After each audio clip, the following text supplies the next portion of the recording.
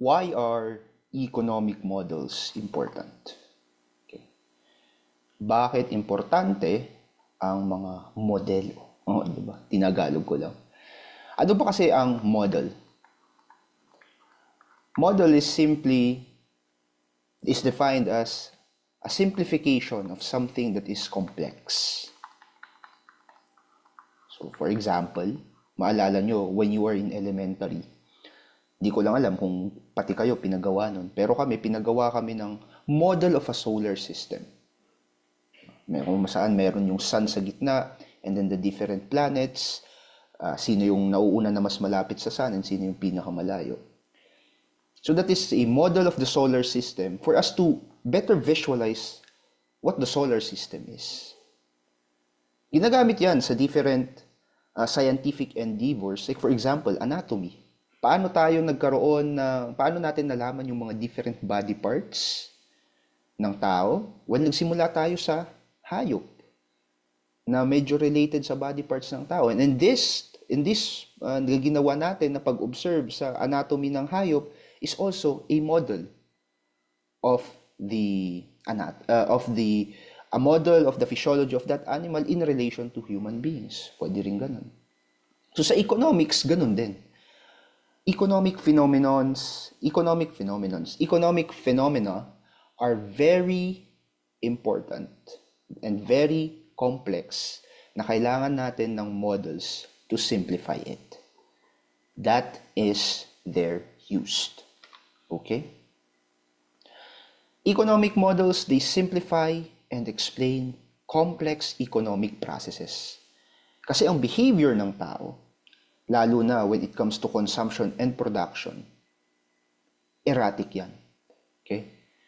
Kailangan natin i-describe para mas maging effective yung ating mga intervention sa economics, para mag-grow yung ating gross domestic product and so on and so forth, kung ano man yung goal natin, kailangan nating maintindihan kung paano ba nagbe-behave ang tao in terms of allocating their resources.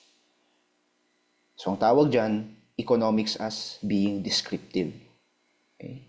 So, natin maintindihan, ma-explain, bakit kapag tumataas ang presyo, hindi bumibili ang tao ng goods na yon, and vice versa. So, we are just merely describing it.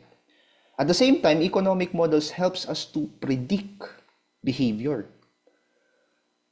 So, based on this description, based on this explanation, na kapag tumataas ang presyo, hindi bumibili ang tao, ano kaya ang mangyayari kung ibababa natin ang presyo? Now, that's predictive economics. Okay? And also, ginagamit natin ang models in order to prescribe or to advise or suggest something. So, if this will happen, then what should we do? Then that's a prescriptive economics, or we also call it as normative economics.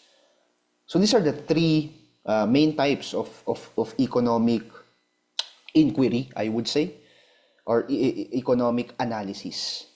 Kailangan nating i-describe, i-explain yung phenomenon, so that's descriptive.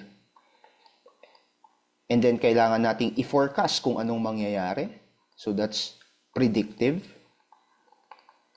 And given that forecasting, kailangan nating mag-suggest ng mga pwedeng gawin for the betterment of the society or yung ginagalawan nating nation, that is prescriptive, or we call that as normative. Maalala nyo yung ating discussion on positive and normative economics? Diyan napapasok yan. Yung normative is simply a statement of what must be done. That's prescribing something.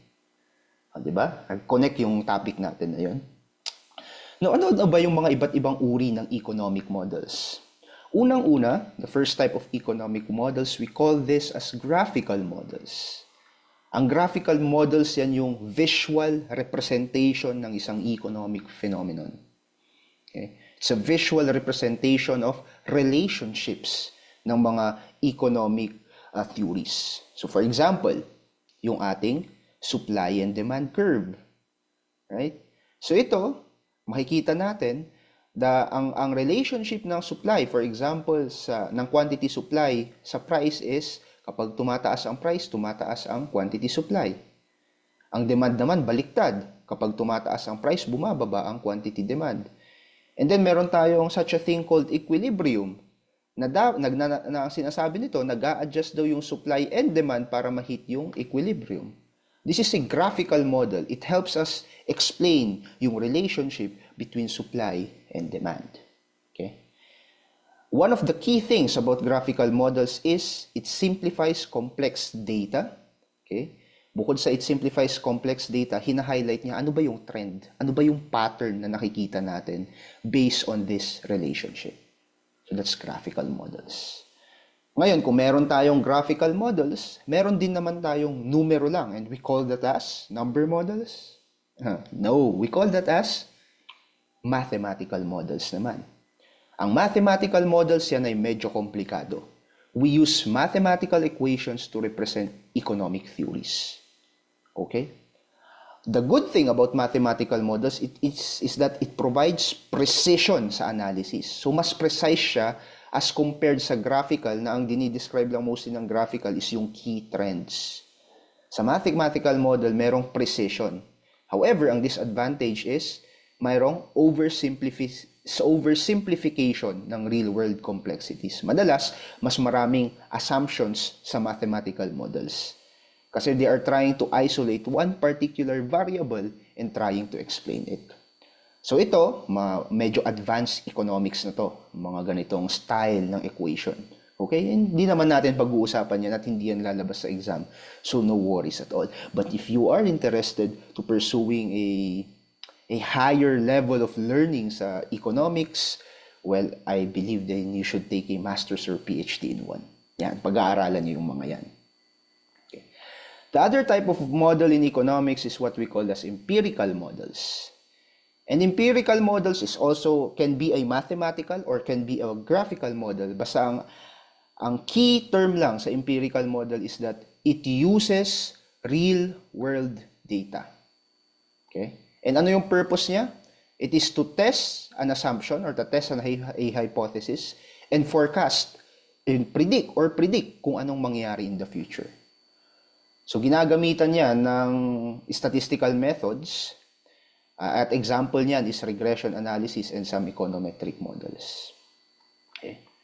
Like for example, I believe meron kaming klase dati, shinare sa amin ng professor namin, na isa daw sa mga naging study nila noon is, ano daw yung magiging effect sa pagtaas ng presyo ng sigarilyo, ng Yossi, kasi pinag-uusapan na dito yung syntax ng sigarilyo noon. So, will it benefit people? Kasi alam naman natin, kapag tumaas ang presyo, for example, kapag tumaas ang presyo, bababa ang consumption ng Yossi. So, maraming mga tao, ang hindi na makakapag-Yossi, so mas magiging healthy sila. Parang yun yung assumption. So, ang ginawa nila, after tumaas yung presyo ng Yossi, kinuha nila yung mga real-world data. So, kinuha nila yung price ng Yossi, ilan yung kinukonsume ng tao na yon, ano yung edad niya, profession niya, etc., etc. And then they run it to a regression analysis. And napag-alaman nila na yes, bumababa nga ang consumption ng Yossi, pero hindi sa lahat ng tao, sa isang specific groups lang. Ano yung specific groups na yon? Yung mga estudyante, or yung mga, ano ba to explain? Young adolescent na nag-Yossi. Okay? Bakit? Bakit bumaba ang consumption ng Yossi sa kanila? Well, kasi wala silang money. Di ba?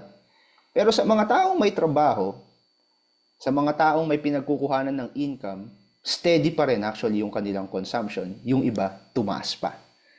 Kasi apparently, ang Yossi ay isang addictive substance pala na kahit na price itself will not tamper it down. So long as may pera ka, since addict ka doon, sa pagyoyosi, bibili ka. And bibili ka pa ng mas marami as soon as mas naging addict ka pa doon sa substance na yun. So that's an empirical model. And the more complex modeling in economics, we call that naman as simulation models. Ito medyo kailangan na ng powerful computational power, okay, for this one. So it uses like computational algorithms para i-simulate kung ano bang nangyayari sa ekonomiya. So dyan na yung pumapasok na yung ating mga data science, data analytics, and big data, kung paano basically, we use yung mga data na to simulate kung ano yung mangyayari if ever we change a particular variable.